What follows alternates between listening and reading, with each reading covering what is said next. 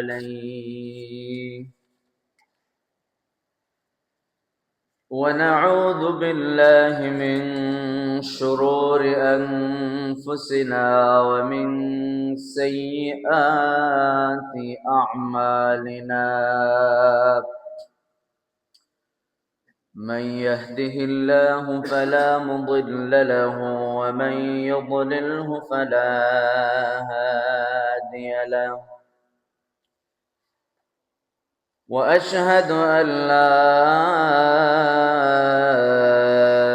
إله إلا الله وحده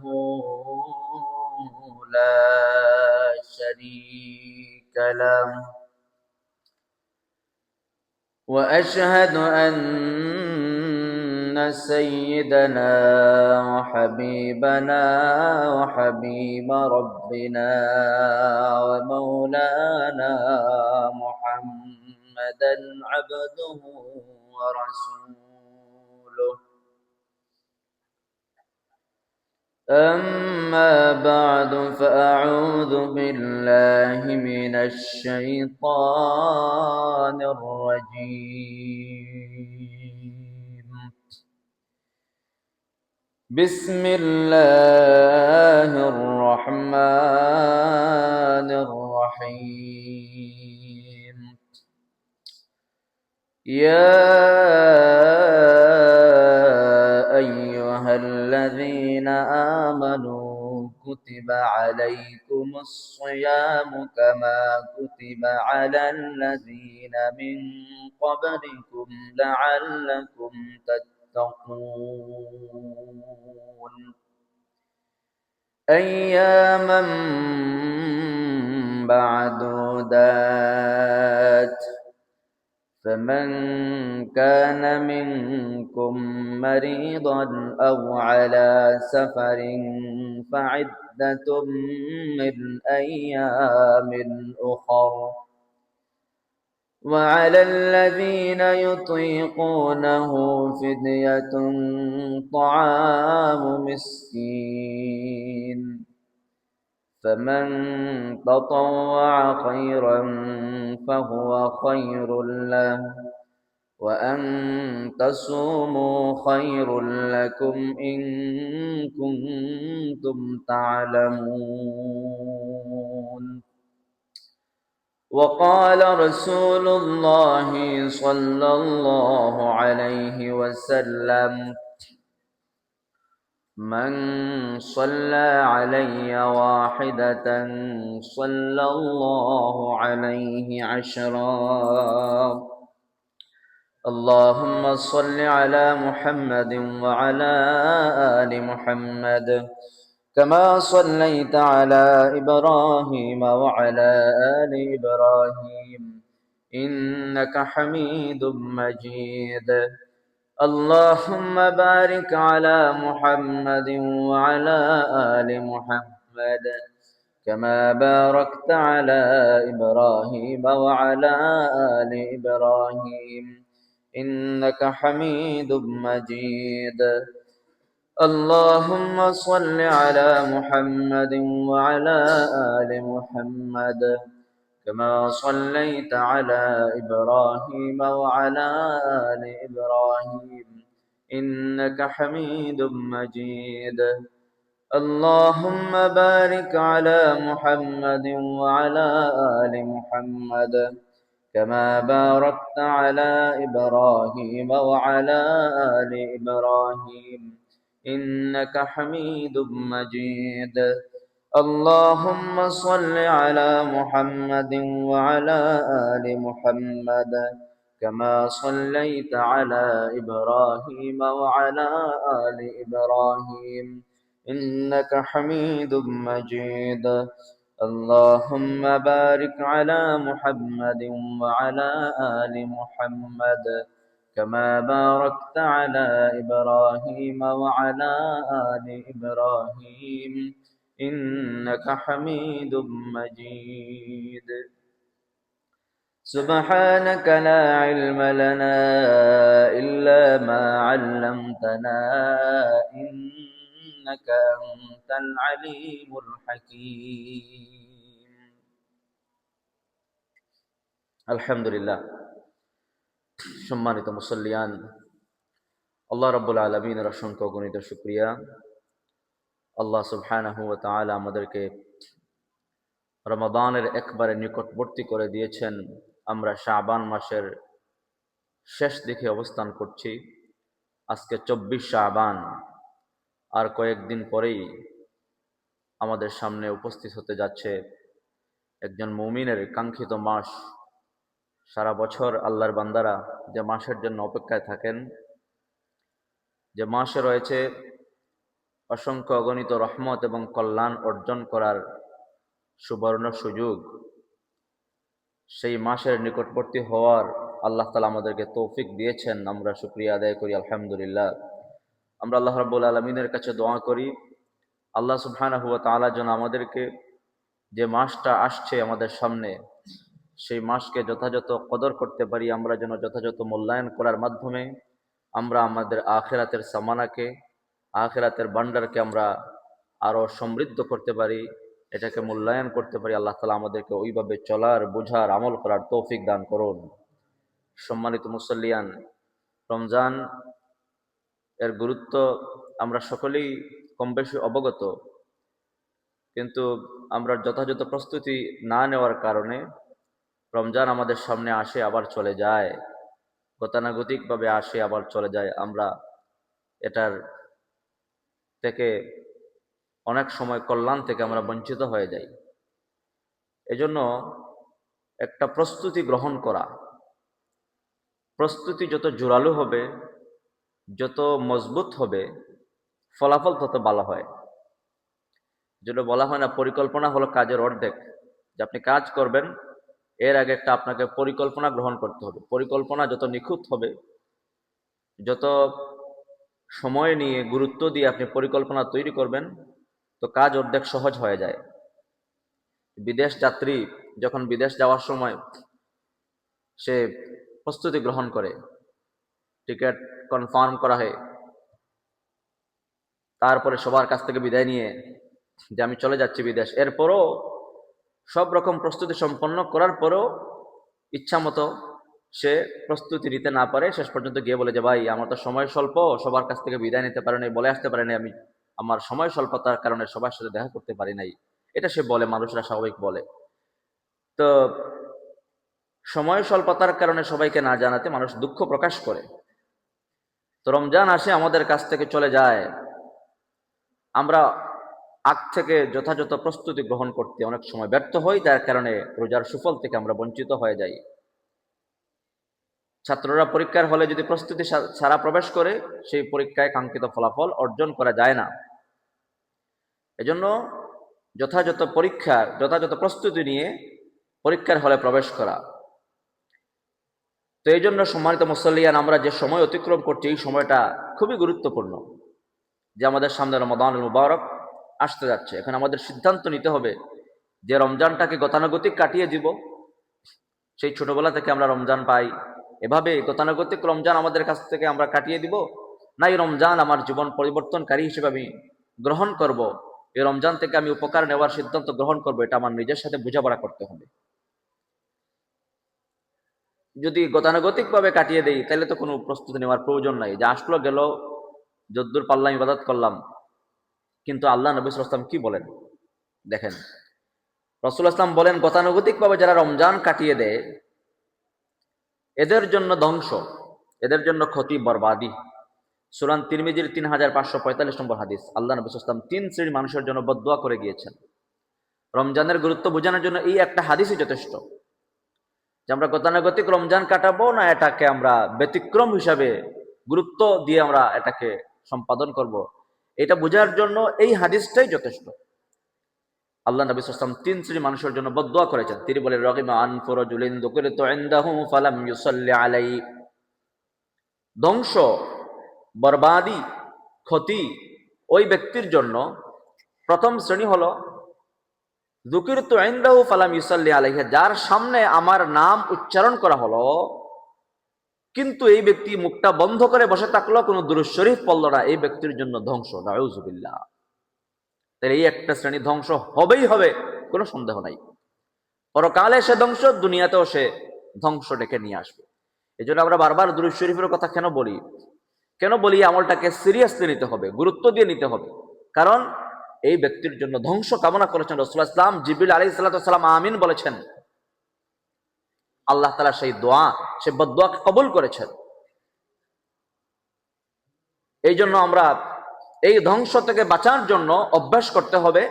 যতবার নবীর নাম শুনবো, রাসূল এই জাতীয় শব্দ বলবো অথবা শুনবো, সাথে সাথেই যেন আমরা বলি সাল্লাল্লাহু আলাইহি ওয়াসাল্লাম। এটা অভ্যাস করতে হবে। আলহামদুলিল্লাহ, অনেক আল্লাহর বান্দারা, আমাদের অনেক মুসল্লিয়ানে কেরাম অভ্যাস হয়ে গিয়েছে। এটা বলা লাগে না যে দুরূদ শরীফ পড়ুন, এটা বলতে হয় না। এটা অটোমেটিকলি অভ্যাস হয়ে গিয়েছে, যে তাদের মুখ থেকে স্বাভাবিকভাবে অবচেতন মনে দুরূদ শরীফ বের হয়ে যায়। অবচেতন মনে মুখ থেকে নবীর নাম শোনার সাথে সাথেই চলে আসে সাল্লাল্লাহু আলাইহি ওয়াসাল্লাম। মজার একটা ইবাদত, অদ্ভুত রকম একটা ইবাদত যে আপনি পড়বেন। দুরূদ শরীফ মানে কি? আল্লাহ নবী সাল্লাল্লাহু আলাইহি ওয়াসাল্লামের জন্য রহমতের দোয়া করা। দুরূদের সারমর্ম হলো রহমতের দোয়া করা, যে আল্লাহুম্মা সাল্লি আলা মুহাম্মদ, যে আল্লাহ মুহাম্মদ সাল্লাল্লাহু আলাইহি ওয়াসাল্লামের উপর তুমি রহমত নাজিল করো। এই দোয়াটা করা দুরূদ শরীফের মধ্যে আমরা এই দোয়াটা করি। তো মজার ব্যাপার হলো আপনি রাসূলুল্লাহ ইসলামের জন্য রহমতের দোয়া করবেন দুরূদ শরীফের মাধ্যমে, কিন্তু আল্লাহ তাআলা আপনাকে রহমত দান করবেন। সুবহানাল্লাহ। আপনি দুরূদ শরীফের মাধ্যমে আল্লাহ নবী সাল্লাল্লাহু আলাইহি ওয়াসাল্লামের জন্য রহমতের দোয়া করবেন, আল্লাহ রাব্বুল আলামিন আপনাকে রহমত দান করবেন। মান সাল্লা আলাইয়া ওয়াহিদাতান সাল্লাল্লাহু আলাইহি আশরা। একবার দুরূদ শরীফ পড়লে 10টা রহমত পেয়ে যায়। 10 টাকা কেউ কাউরে ফ্রি দিবে না। 10 টাকা দিবেন না তো আপনার কাউকে প্রয়োজন ছাড়া। 10টা রহমত পেয়ে যাচ্ছেন আপনি একবার দুরূদ পড়ার মাধ্যমে। তাইলে দুরূদের আমলে আমরা অভ্যস্ত হব। আমরা সিরিয়াসলি, বিশেষ করে জুমার দিন শুক্রবারে সব সময় স্মরণ করিয়ে দিই যে বৃহস্পতিবার রাত থেকে দুরূদ শরীফের জাগরণ তৈরি হবে। ঘরে বাইরে, ছোট বড়, নারী পুরুষ নির্বিশেষে ছোট বড় সবাই ঘরের মধ্যে, ঘরে বাইরে, দোকানে, প্রতিষ্ঠানে, হাটে বাজারে, সর্বত্র, যে আজকে বৃহস্পতিবার শেষ, জুমার রাত্র শুরু হয়ে গেল, দুরূদ শরীফ পড়ো। কয়বার আপনি দুরূদ পড়েছেন? এভাবে ঘোষণা দেন, জানিয়ে দেন, বাচ্চাদেরকে ছোটবেলা থেকে অভ্যস্ত করুন যে জুমার দিনে আসলে বেশি বেশি কি করতে হবে? দুরূদ পড়তে হবে সাল্লাল্লাহু আলাইহি ওয়াসাল্লাম। আল্লাহ আমাকে আমাদের সবাইকে আমল করার তৌফিক দান করুন। দুরূদের গুরুত্ব, দুরূদের উপকারিতা, এটা অন্তর দিয়ে অনুধাবন করা আমাদের সবাইকে তৌফিক দান করুন, আমিন। তাহলে এটা একটা বদদোয়া। 2 নম্বরে তিনি বদদোয়া করেন রাগিমান ফরজুলিন দাখালা আলাইহি রমাদান তুম্মান সালাকা ক্বাবলা আন ইগফারা লা। এই ব্যক্তি, ওই ব্যক্তির জন্য ধ্বংস। রমজান চলে আসলো তার জীবনে, দেখতে দেখতে রমজান তার জীবনে চলে আসলো, আর ওই ব্যক্তি এই রমজানটাকে গতানুগতিক ভাবে কাটিয়ে দিল। এর মাধ্যমে সে আল্লাহ রাব্বুল আলামিনের পক্ষ থেকে তার গুনাহগুলোকে মাফ করাইতে পারলো না, আল্লাহর নৈকট্যশীল বান্দাদের অন্তর্ভুক্ত ওই ব্যক্তি হতে পারলো না। এই ব্যক্তির জন্য ধ্বংস হয়ে যায়। নাউযুবিল্লাহ। তাইলে রমজান শরীফের গুরুত্ব বোঝানোর জন্য এই একটা হাদিসই যথেষ্ট, যে আমরা গতানুগতিক কাটাবো না, এটাকে আমরা সিরিয়াসলি নেব, মূল্যায়ন করব, যথাযথ প্রস্তুতি গ্রহণ করব। তাহলে রমজান আসলো, চলে গেল, রোজা রাখলাম, রোজা আমার কবুল হচ্ছে কি হচ্ছে না? আমার তারাবির নামাজ, তাহাজ্জুদের নামাজ, এইসব আমলগুলো আমি ঠিক মতো করতে পারলাম কি পারলাম না? আমি আল্লাহর কাছ থেকে গুনাহ মাফ করাইতে পারলাম কি পারলাম না? কত মানুষ মাফ তো পেয়ে নিল, আমি আমার মাফ করাইতে পারলাম কিনা? এটা নিজের সাথে বোঝাপড়া করা দরকার। মানুষ তার নিজের আমল সম্পর্কে সবচেয়ে বেশি জানে, কিন্তু শয়তান আমাদেরকে অন্যের আমলে ব্যস্ত করে দেয়, যে তুমি দেখো অমুকের হিসাব নাও, তমুকের হিসাব নাও। আল্লাহ আমাদের হেফাজত করুন, আমিন। তাইলে রমজান আসলো আর গতানুগতিক চলে গেল, এই ব্যক্তির জন্য ধ্বংস। আমরা সকলেই ধ্বংস থেকে বাঁচতে চাই কি চাই না? তাহলে বাঁচতে চাইলে এখনই সিদ্ধান্ত নিতে হবে, আর মাত্র যে কয়টা দিন বাকি আছে কিভাবে রমজানটা কাটাবো পরিকল্পনা গ্রহণ করবো। আল্লাহ আমাদেরকে তৌফিক দান করুন। আরেকটা শ্রেণীর জন্য বদদোয়া করে গিয়েছেন, যে তিনি বলেন মান আদরাকা আবাওয়াইহি, যে ব্যক্তি তার বাবা এবং মা দুইজনকে পাইছে, কত সৌভাগ্যবান! বাবা মা দুইজনকে পাইছে, কত সৌভাগ্যবান। অথবা কোনো একজনকে পাইছে, সে ব্যক্তি, কোনো একজন তার হাতছাড়া হয়ে গেল, দুইজনকে অথবা কোনো একজন পাইলো, আর এদের খেদমত করে, এদের সেবা করে, এত সুবর্ণ সুযোগ পাওয়ার পরও সে জান্নাত কিনতে পারলো না, জান্নাতের অধিবাসী হতে পারলো না, এই ব্যক্তির জন্য ধ্বংস। নাউযুবিল্লাহ। আল্লাহ নবী সাল্লাল্লাহু আলাইহি ওয়াসাল্লাম সাহাবা জিহাদের জন্য তৈরি আসে, যারা জিহাদ করতে চায়, আমাকে আপনি নাম অন্তর্ভুক্ত করেন। কি তোমার মা জীবিত? বলে হ্যাঁ। বৃদ্ধ? যাও বাড়িতে যাও, তোমার জিহাদ তোমার বাড়িতে। মুসলমানের সাথে আইসা জিহাদের ময়দানে গলা কাটানোর দরকার নাই। তোমার বৃদ্ধ মা তোমার বাড়িতে, তুমি তার খেদমত করো, এতেই আল্লাহ তোমাকে জিহাদের সওয়াব দান করবে। সুবহানাল্লাহ। কত গুরুত্ব, কত গুরুত্ব, কত গুরুত্ব, কত গুরুত্ব প্রদান করেছে। বাবা মা যাদের আমরা পেয়েছি, এই নিয়ামত কদর করতে হবে, মূল্যায়ন করতে হবে। নিজের রাগ, ক্ষোভ, যন্ত্রণা সব দাফন করতে হবে মায়ের পায়ের সামনে। রাগ দেখানো যাবে না, চোখ লাল করা যাবে না, ধমক দেওয়া যাবে না, অসম্ভব। তকদির পুড়ে যাবে, আপনার সব সোয়াব বরবাদ হয়ে যাবে, কাজে দিবে না। এজন্য সবচেয়ে বেশি ধৈর্য ধারণ করতে হয় বাবা মা, বিশেষ করে বাবা মা যখন বৃদ্ধ হয়ে যায়, ছোট বাচ্চাদের মতো হয়ে যায়, একটা জিনিস বারবার জিজ্ঞাসা করেন তো আমাদের ধৈর্যচ্যুতি ঘটে যায়, আমরা অনেক সময় ধৈর্য ধরে রাখতে পারি না। একবারে সব শ্রেণীতেই এই সমস্যা আছে। এই জন্য বাবা মায়ের সামনে সর্বোচ্চ ধৈর্য ধারণ করা, তাদের মনকে খুশি করা, এটি আল্লাহর আদেশ। রব্বুল আলামিন আমাদের সবাইকে, আমাদের প্রত্যেকে একজন ফরমাবরদার আনুগত্যশীল সন্তান হওয়ার আমাদেরকে তৌফিক দান করুন। যাদের বাবা মা জীবিত আছে তাদের হায়াতের মধ্যে বরকত দান করুন, আর যাদের চলে গেলেন তাদের খবরকে আল্লাহ তাআলা জান্নাতের বাগান বানিয়ে দেন, আমিন। তাহলে রমজানের প্রস্তুতি আমরা কিভাবে গ্রহণ করব, কয়েকটা প্রস্তুতি আমরা দেখি অল্প সময় আলোচনা করা যায় কিনা। এক নম্বর প্রস্তুতি তো আমরা শাবানের চাঁদ গণবো, এটা তো আমাদের চলমান আছে। আজকে 24 শাবান, এটা জিজ্ঞাসা করবেন আপনি সোয়াবের নিয়তে যে আজকে 24 শাবান, আর রোজা আছে মাত্র 6 দিন 5 দিন, এভাবে জিজ্ঞাসা করবেন। তারপর প্রত্যেক শুক্রবারে বলি এটা প্রতিদিন চলমান এই আমলটা, যে আমরা শাবানের চাঁদ গুনবো, আর 6 দিন, আর 5 দিন, আর 4 দিন, আর 3 দিন, আর 2 দিন, আজকে চাঁদ দেখো, এভাবে শাবানের চাঁদ গণনা করে। এটা একটা রোজার প্রস্তুতি। দেখেন, এটা শাবানের শুরু থেকে শুরু করতে হবে। আল্লাহ নবী সাল্লাল্লাহু আলাইহি ওয়াসাল্লাম শাবানের শুরু থেকে এই আমলটা করতেন, সাহাবায়ে কেরামদেরকে নির্দেশ দিতেন তোমরা এই আমলটা শুরু করো। তাইলে 1 মাস আগ থেকে চূড়ান্ত প্রস্তুতি তারা গ্রহণ করতেন। শাবান মাসে সর্বোচ্চ রোজা রাখার মাধ্যমে গ্রহণ করতেন, যদিও 15 শাবানের আগ পর্যন্ত সবচেয়ে বেশি রোজা রাখতেন, আর 15 শাবানের পরে অর্থাৎ শেষ দিকে রোজা রাখা কমিয়ে নিয়ে আসতেন, এটা তিনি করতেন রমজানের ভালো করে প্রস্তুতির জন্য। এই জন্য বেশি বেশি রোজা রাখার যে বিষয়টা, এটা তো চলে গেল আমাদের কাছ থেকে, এরপরও 1-2টা হয়তো রাখতে পারি আমরা ইচ্ছা মতো ইনশাআল্লাহ। 2 নম্বর প্রস্তুতি হবে, দ্বিতীয় নম্বর আমাদেরকে আল্লাহ নবী, যেহেতু শাবানের শেষ দিকে আমরা আছি, আর আগামী রোজা তো আমরা রমজানে পাচ্ছি না, হয়তো আগামী রোজাটা রমজান মাসে আমরা পাবো। এই জন্য রমজানের চূড়ান্ত একটা প্রস্তুতি হলো, সেটা হলো সবাই চাঁদ দেখার চেষ্টা করবো আমরা। কেন চাঁদ দেখবো আমরা? যে হুজুর এটা তো টেলিভিশনে জানিয়ে দিবে, মোবাইলে আমরা জানবো, খবরের সংবাদে চলে আসবে যে চাঁদ দেখা গিয়েছে। না, আল্লাহ নবী সাল্লাল্লাহু আলাইহি ওয়াসাল্লাম বলেন, সহিহুল বুখারীর হাদিস, সুমু লিরুইয়াতিহি ওয়া আফতিরু লিরুইয়াতিহি, যে তোমরা চাঁদ দেখে রোজা রাখো, চাঁদ দেখে রোজা ভঙ্গ করো, অর্থাৎ ঈদ করো। তাহলে সরাসরি চাঁদ দেখার জন্য আল্লাহ নবী সাল্লাল্লাহু আলাইহি ওয়াসাল্লাম আদেশ করেছেন। তাহলে আপনি রাসূলুল্লাহ সাল্লাল্লাহু আলাইহি ওয়াসাল্লামের আদেশকে পালন করার জন্য যখন সরাসরি চাঁদ দেখবেন, দেখার চেষ্টা করবেন, একটা সুন্নত আদায় করার সওয়াব আপনি সাথে সাথে পেয়ে যাবেন। সুবহানাল্লাহ। দেখার যাওয়ার সুযোগ কম, চতুর্দিকে বিল্ডিং বাড়ি, এরপরও আপনি একটু ছাদে ওঠেন। আমি চেষ্টা করি প্রত্যেক বছর আমার বাচ্চাদেরকে নিয়ে উঠি, যে উঠি ছাদের উপরে, একটু উঠি, দেখি দেখা যায় কিনা, একটু রাস্তায় বের হই, দেখি সন্ধ্যার সময় দেখি তো একটু দেখা যায়, সুন্নতকে পালন করার চেষ্টা করার মাধ্যমে আপনি একটা সওয়াব ইনশাআল্লাহ পেয়ে যাবেন। সুবহানাল্লাহ। এজন্য সবাই চাঁদ দেখার চেষ্টা করি, দেখা যাক আর না যাক, সবাই দেখার চেষ্টা করবো। বৃহস্পতিবার কি বলে রোজার আগের দিন, সম্ভাব্য যেদিন 29 শাবান, সন্ধ্যার দিকে ঘর থেকে একটু বের হন, মাগরিবের নামাজের আগে বের হন, মাগরিবের নামাজের পরে বের হন, একটু ছাদে যান, বাইরে যান, একটু ওদিক ওদিক তাকাতাকি করেন সুন্নতকে পালন করার জন্য। এর মাধ্যমে একটা সুন্নত পালন করার সওয়াব আপনি পেয়ে যাবেন। আর সবাই যদি অপেক্ষায় থাকে, সবাই অপেক্ষায় যে কেউ না কেউ তো দেখবে, তাইলে সংবাদ পেয়ে যাব, এটা উচিত নয়। সবাই যদি অপেক্ষায় কেউ না কেউ দেখবে, আর কেউ দেখলো না, এমন অবস্থার রমজান মাস শুরু হয়ে গেল, তাইলে কি অবস্থা হবে? এটাও তো চিন্তা করার বিষয়। আর হেলাল কমিটি যারা আছে চাঁদ দেখার দায়িত্বশীল, তাদেরও দায়িত্বশীলতার পরিচয় দেওয়া দরকার। এটা এমন যেন না হয় আমরা একটা মিটিং এ বসলাম, এক ঘরে চাটা খাইলাম, আর অপেক্ষায় ঘোষণা দিয়ে দিলাম কেউ চাঁদ দেখলে জানাই দিও, সৌদি আরব যেহেতু চাঁদ দেখা গেছে পরের দিন বাংলাদেশে জানাই দিব, এমন যেন না হয়। আপনি চাঁদ দেখার দায়িত্বশীল যারা আছেন, হেলাল কমিটি, জাতীয় হেলাল কমিটি, আরো যারা দায়িত্বশীল, সবাই চেষ্টা করি চাঁদ দেখা যায় কিনা। তাহলে দায়িত্বশীল যারা আছেন তাদেরকে দায়িত্বশীল হতে হবে আরো বেশি।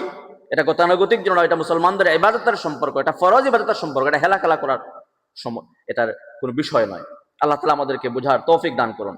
তিনি বলেন, ওয়াফতিরু লিরুইয়াতি ফাইন গুব্বিয়া আলাইকুম ফাইন গুম্মা আলাইকুম আও কামা ক্বালা সাল্লাল্লাহু আলাইহি ওয়াসাল্লাম ফাআকমিলু ইদ্দাতা শাবান 30।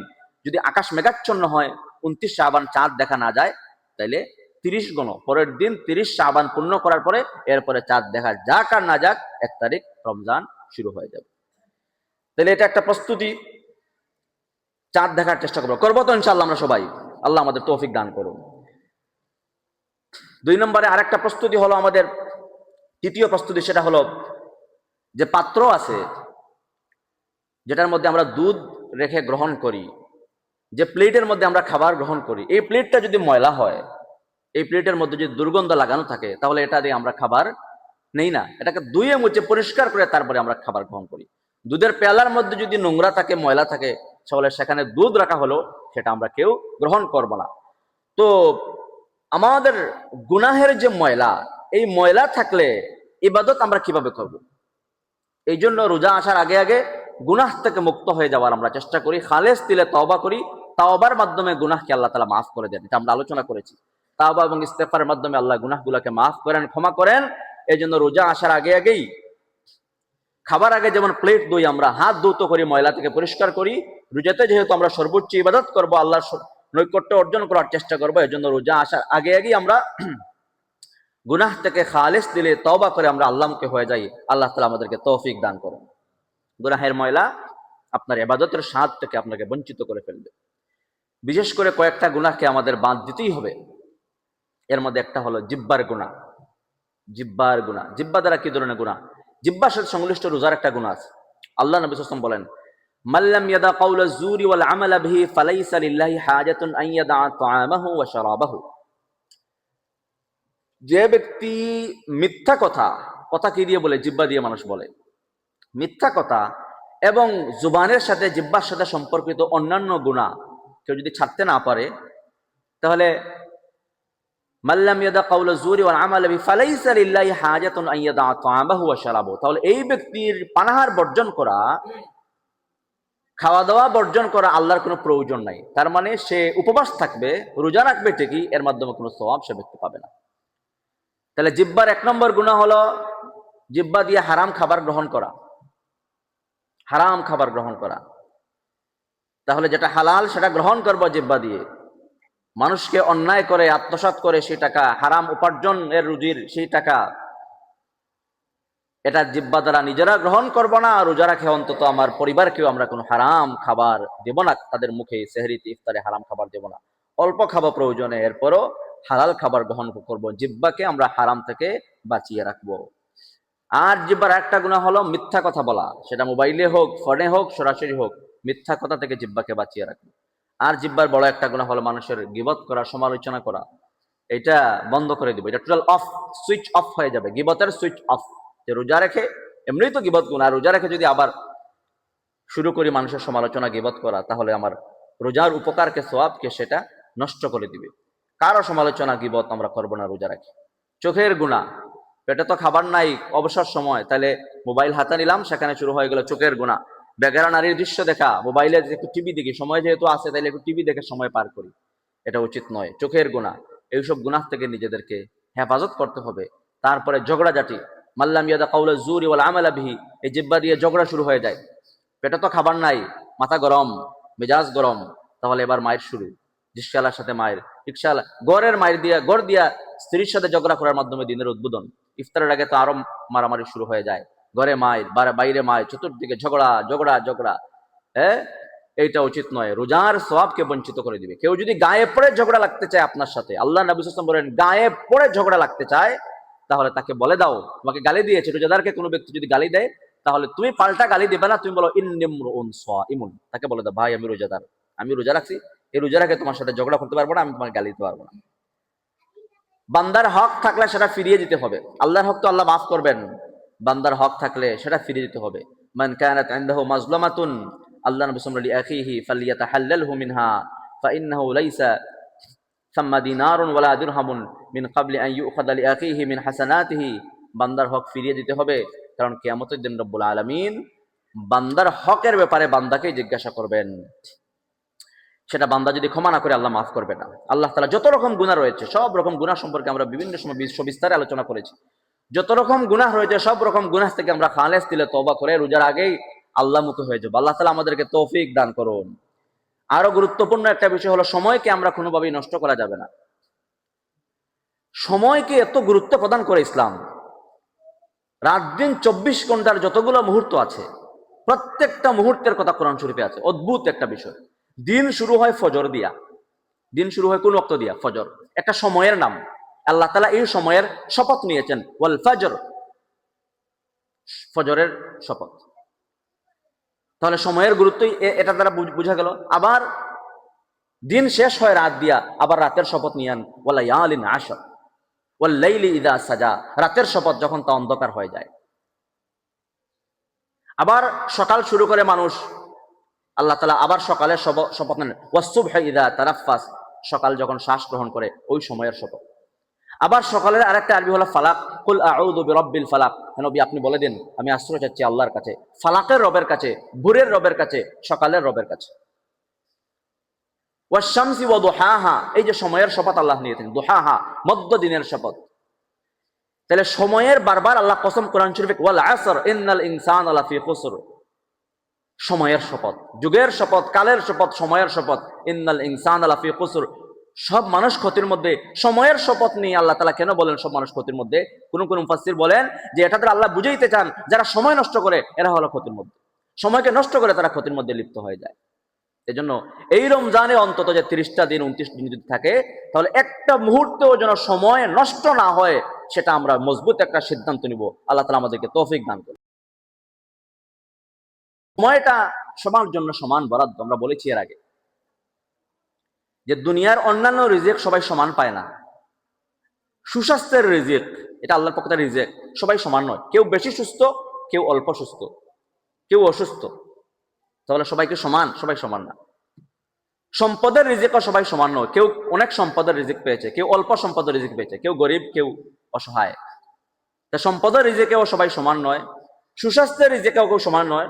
কিন্তু সময় এমন একটা আল্লাহর পক্ষ থেকে রিজিক, 24 ঘন্টা, রাজার জন্য 24 ঘন্টা প্রত্যেক দিন, ফকিরের জন্য 24 ঘন্টা প্রত্যেক দিন, ধনীর জন্য যেমন প্রতিদিন 24 ঘন্টা, গরিবের জন্য 24 ঘন্টা, ইমাম সাহেবের জন্য যেমন 24 ঘন্টা, মুসল্লির জন্য 24 ঘন্টা, নারীর জন্য যেমন 24 ঘন্টা, পুরুষের জন্য 24 ঘন্টা, ছোট বাচ্চার জন্য যেমন 24 ঘন্টা, বড় মানুষের জন্য 24 ঘন্টা, শিক্ষিত মানুষের জন্য 24 ঘন্টা, যে ব্যক্তি শিক্ষা দীক্ষা নাই তার জন্য প্রতিদিন 24 ঘন্টা রাত দিন। এটা আল্লাহ সবার জন্য সমান বরাদ্দ রেখেছেন।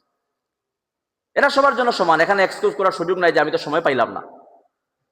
এবং মৃত্যুর আগে মানুষ সময়ের জন্য আফসোস করবে, যখন মালাকুল মউতকে চোখে তখন দেখবে, ডানে বামে সামনে পিছনে আত্মীয় স্বজন স্ত্রী সন্তানরা দাঁড়িয়ে আছে, এরা কেউ দেখে না, কিন্তু মৃত্যুপথ যাত্রী মালাকুল মউতকে যখন সরাসরি চোখে দেখবে তো আফসোস করে বলবে যে রব্বি লাউলা আখারতানি, আমার একটু সময় দেন, লাউলা আখারতানি ইলা আজালিন কারিব, একটু সময়, বেশি না। আল্লাহকে বলবে যে বেশি সময় দরকার নাই, ইলা আজালিন কারিব, একটু সময় যদি দেন, ফাআসাদদাকা ওয়া আকুম মিনাস সালিহিন, ভালো মানুষ হয়ে যাব আর দানশীল হয়ে যাব। তাহলে সময় চাইবে আল্লাহর কাছ থেকে মানুষ। এজন্য সময়কে, এই রমজান মাসে সময়কে আমরা কিভাবে মূল্যায়ন করতে পারি এবং সময়কে কাজে লাগাতে পারি, এটা একটা প্রস্তুতি এখন থেকে গ্রহণ করতে হবে। আল্লাহ তাআলা আমাদেরকে তৌফিক দান করুন।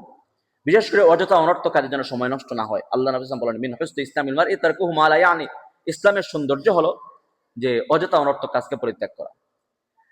তাহলে সময়কে কিভাবে কাজে লাগাবো, আমরা একটা হাদিস সবাই মাথার মধ্যে রাখবেন, এটা বিভিন্ন সময় বলেছি যে আল্লাহর ইবাদতের জন্য সময় বের করার কথা আল্লাহ তাআলা বলেছেন। হাদিসে কুদসির মধ্যে আল্লাহ তাআলা বলেন, ইয়া ইবনে আদম তাফাররাগ লিইবাদাতি, আদম সন্তান আমার ইবাদতের জন্য একটু ফারিগ হও, একটু সময় তুমি বের করো, তাহলে তোমাকে দুইটা বিষয় দিব, আমলা সাদরাকা গিনান ওয়া আসুদ্দা ফাকরা, তোমার অন্তরে আমি অমুখাপেক্ষিতা দিব, তোমাকে ধনী বানিয়ে দিব, তোমাকে সচ্ছল করে দিব, ওয়া আসুদ্দা ফাকরা, তোমার অভাব অনটন দারিদ্রতাকে আমি বন্ধ করে দিব। সুবহানাল্লাহ। ওয়া ইল্লা তাফআল, যদি সেটা না করো, আমি আল্লাহকে সময় না দাও, তুমি তোমাকেই সময় দিলে শুধুমাত্র, তাহলে তোমাকে দুইটা বিষয় দেব, ওয়া ইল্লা তাফআল মালাতু ইয়াদাইকা শুগলান, তোমার দুই হাতকে আমি ব্যস্ততা দিয়ে পরিপূর্ণ করে দেব, ব্যস্ততা আমি চাপিয়ে দিব, তুমি ব্যস্ততা ছাড়াইতে পারবে না। আল্লাহ বলেন আমি ব্যস্ততা তোমাকে চাপিয়ে দিব। ওয়ালাম আসুদ্দা ফাকরাক, আর তোমার দারিদ্রতা অভাব অনটন আমি বন্ধ করব না। এই জন্য সময়কে এই রমজান মাসে কিভাবে আমরা সর্বোচ্চ মূল্যায়ন করতে পারি, এটা একটা প্রস্তুতি আমরা গ্রহণ করব। সর্বোচ্চ পরিমাণ ইবাদত করার জন্য একটা মানসিক প্রস্তুতি আমরা গ্রহণ করি। আল্লাহ তাআলা আমাদেরকে তৌফিক দান করুন। কিছু রুটিন আমরা করে নিতে পারি যে রমজান মাসে কিভাবে আমরা কাটাবো।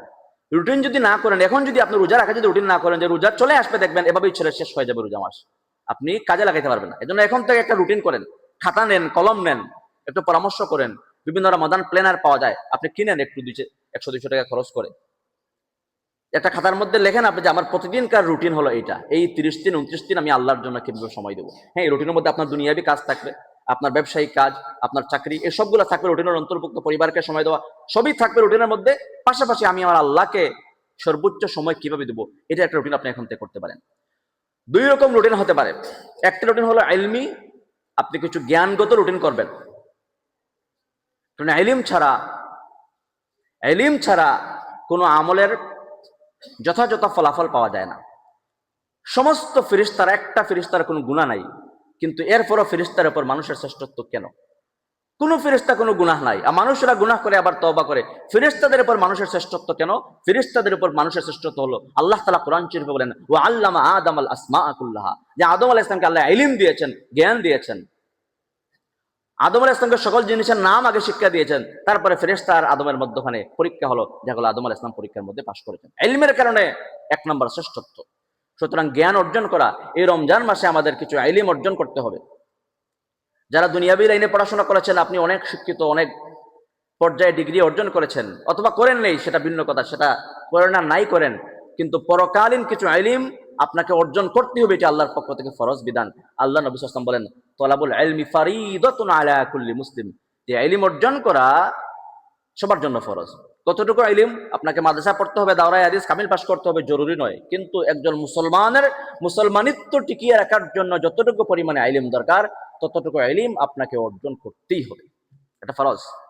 আশরাফ আলী থানভী রাহমাতুল্লাহ এই হাদিসের ব্যাখ্যার মধ্যে তিনি বলেন যে কতটুকু ফরজ, তিনি বলেন যখন যার উপর যেটা ফরজ হয়ে যায়, তখন সেই পরিমাণ ইলম অর্জন করা তার জন্য ফরজ হয়ে যায়। চমৎকার তিনি বলেছেন, তিনি বলেন যখন মানুষের উপর নামাজ ফরজ হয়ে যায়, তো নামাজ ফরজ হওয়ার সাথে সাথে, নামাজ ফরজ হওয়ার আগ মুহূর্তে, নামাজ ফরজ হওয়ার সাথে সাথে তার উপর নামাজ সম্পর্কিত ইলম অর্জন করা, নামাজের মধ্যে কোনটা ফরজ, কোনটা ওয়াজিব, কোনটা সুন্নাত, কোনটা মুস্তাহাব, কোন কাজ করলে নামাজ ভেঙে যায়, কোন কাজ করলে নামাজ হয়ে যাবে, এই সমস্ত ইলম অর্জন করা তার জন্য ফরজ হয়ে যায়। যখন একটা মানুষের জন্য রোজা ফরজ হয়ে যায়, তো রোজা ফরজ হওয়ার সাথে সাথে রোজা সম্পর্কিত ইলম অর্জন করা তার জন্য ফরজ হয়ে যায়।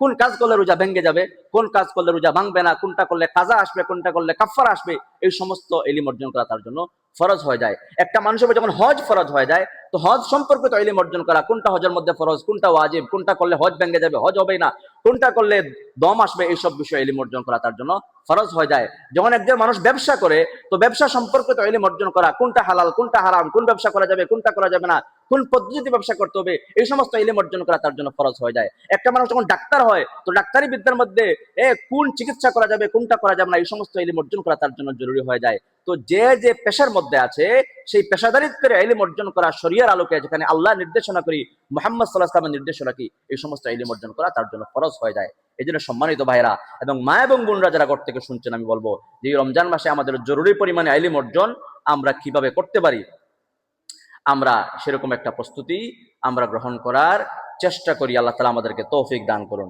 বিশেষ করে কোরআন তিলাওয়াত, রমজান মাস তো কোরআন নাজিলের মাস, কোরআন নাজিলের মাস। আমাদের অনেকের আলহামদুলিল্লাহ তিলাওয়াত সহি, আমি শুনেছি আমাদের দারসে কোরআনে অনেক ভাইয়েরা বসেন, আলহামদুলিল্লাহ অনেক ভাইয়ের তিলাওয়াত সহি, আবার আমাদের অনেক মুসল্লিনে কেরামের তিলাওয়াত সহি নয়। এটা অত্যন্ত দুঃখজনক বাস্তবতা। সারা বাংলাদেশের একই চিত্র, সারা বাংলাদেশের একই চিত্র। আলহামদুলিল্লাহ ভাইয়েরা নামাজি, নামাজ পড়েন, চেষ্টা করেন দান সৎকার করার, উলামায়ে কেরামকে আমাদেরকে আপনারা মহব্বত করেন, খুবই ভালো। কিন্তু যখন আমাকে মহব্বত করেন, এটা আমি আপনাকে মহব্বত করি, কিন্তু আপনার তিলাওয়াত যখন শুনে দেখি সূরা ফাতিহাটা আপনার হচ্ছে না, তখন আমার কষ্ট লাগে, আমাদের কষ্ট লাগে যে ভাই আমাদেরকে এত মহব্বত করেন, কিন্তু আমরা তার সূরা ফাতিহাটা শুদ্ধ করে দিতে পারলাম না। তার নামাজের মধ্যে যে তিলাওয়াত, যে পরিমাণ ইলম অর্জন করে, যে পরিমাণ তিলাওয়াত সূরা কিরাত ইলম অর্জন করা জরুরি, সেই পরিমাণ তিলাওয়াত আমাদের সহি হলো না, তাহলে এর চেয়ে কষ্ট আর দুঃখজনক হতে পারে না। এই জন্য জীবনের যে কটা রমজান চলে গেল তো চলে গেল, এই রমজানে অন্তত আমরা শক্ত একটা নিয়ত করি যে এই রমজানে আমার জরুরি পরিমাণ ইলম হলো, এক নম্বর হলো আমার কোরআন তিলাওয়াত আমি সহি করার চেষ্টা করব। আল্লাহ তাআলা আমাদেরকে তৌফিক দান করুন। এটা শক্ত নিয়ত করতে হবে। এখন শেখা সহজ, বিভিন্ন জায়গায় কেরাতের কোর্স রয়েছে। আমাদের প্রতিষ্ঠান কোরআনিক গার্ডেন আলহামদুলিল্লাহ তারাবির নামাজের পরে প্রত্যেক রমজানে আমরা কোরআন শিক্ষা হয়, 1 রোজা থেকে 24 রোজা। আপনাদের দাওয়াত রইল, আপনারা সেখানে অংশগ্রহণ করতে পারেন। স্বামী মুহাম্মদ মাদ্রাসা কর্তৃপক্ষ আমাকে জানেন, তারাও কোরআন শিক্ষার বড়দের আয়োজন করেছেন, সেটাতেও আপনারা অংশগ্রহণ করতে পারেন। আমাদের মসজিদে ইনশাআল্লাহ আমাদের দারসে কোরআন যেটা তারাবির নামাজের পরে হওয়ার কথা শুক্রবারে, সেটা আমরা তারাবি জুম্মার নামাজের পরে নিয়ে আসছি। জুম্মার নামাজের পরে রমজান মাসের 4 শুক্রবারে ইনশাআল্লাহ দারসে কোরআন আমাদের এখানে 1 ঘন্টা খুব একটা হবে না, এরপরও আমরা চেষ্টা করবো 1 ঘন্টার ভিতরে জরুরি সূরা কিরাত সহি করিয়ে, তারপরে মৌলিক ফরজে আইন এবং ধারাবাহিক যে দারসে কোরআন আমরা অল্প সময়ে দেওয়ার চেষ্টা করব। আপনাদের সবার দাওয়াত রইল। মোটামুটি আমাদের রমজান মাসটা কিভাবে আমরা কোরআনের সাথে কাটাতে পারি, সর্বোচ্চ ইবাদতের সাথে কাটাতে পারি, সেভাবে আমরা একটা পরিকল্পনা গ্রহণ করি। আরো অনেক পরিকল্পনা নিজে থেকে আপনারা গ্রহণ করেন।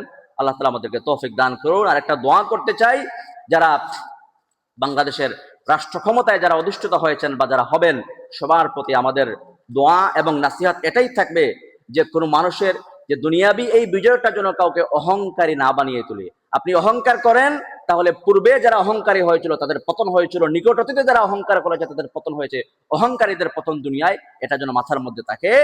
আর যারা ওইভাবে কাঙ্ক্ষিত ফলাফল অর্জন করতে পারলে না, এটাও আল্লাহ রাব্বুল আলামিন বলেন, ওয়ালা তাহিনু ওয়ালা তাহজানু ওয়া আনতুমুল আ'লাউনা ইন কুনতুম মুমিনিন, যে তোমরা দুশ্চিন্তা করো না, তোমরা ভীত হয় না, ওয়া আনতুমুল আ'লাউনা, তোমরাই বিজয়ী যদি মুমিনিন, তোমরা সত্যিকার অর্থে ঈমানদার হতে পারো। এজন্য আসুন আমরা ঈমানের মানদণ্ড পরিপূর্ণ ঈমানদার হওয়ার চেষ্টা করি, পরিপূর্ণ মুত্তাকি হওয়ার চেষ্টা করি। যারা বিভিন্ন আসনে শাসন ক্ষমতা যারা গ্রহণ করবেন, এই শাসন ক্ষমতাটা একটা অস্ত্রের মতো, এটা একটা ওয়েপন। অস্ত্র যখন ডাক্তারের হাতে যায় তো মানুষের জীবন বাঁচায়, সে কি বলে কষ্ট দূর করে দেয়। আর এই অস্ত্র যখন ডাকাতের হাতে আসে তো মানুষ খুন করে, মানুষকে কষ্ট দেয়। সুতরাং যারা শাসন ক্ষমতা পাবেন, আমরা নসিহা করব, উপদেশ দিব যে আপনারা আল্লাহকে ভয় করেন এবং মানুষের কল্যাণে কাজ করার চেষ্টা করেন। আল্লাহ তাআলা তৌফিক দান করুন। আর আমাদের মসজিদেও রমজান মাসে দারুল কিরাত ইনশাআল্লাহ প্রত্যেক বছর যেভাবে হয় এভাবে হবে ইনশাআল্লাহ, আমাদের বাচ্চাদেরকে দেওয়ার চেষ্টা করি। আল্লাহ তাআলা আমাদেরকে বুঝার আমল করার তৌফিক দান করুন। হাদা ওয়া সাল্লাল্লাহু নবিয়িনা মুহাম্মদ ওয়া আলা আলিহি ওয়া সাহবিহি ওয়া সাল্লাম।